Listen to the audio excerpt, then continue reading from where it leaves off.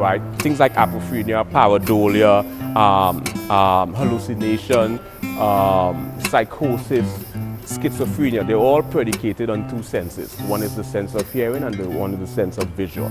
So let's talk about the physics. One idea of psychoanalysis and psychodynamics, which originated with Sigmund Freud, which is the one aspect is the whole idea of the relationship between the subconscious and the conscious. So I find these areas intriguing in terms of when a person embodies music as a whole far more effectively.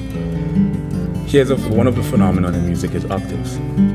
Why we hear octave, it turns out that we hear logarithmically, meaning that the human ear interprets sounds in increments. So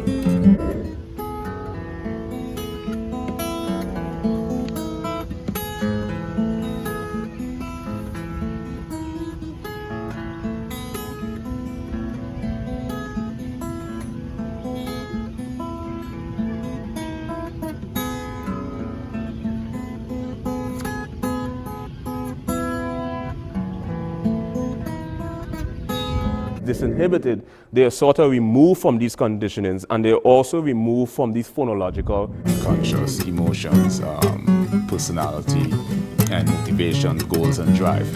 But subliminals in and of itself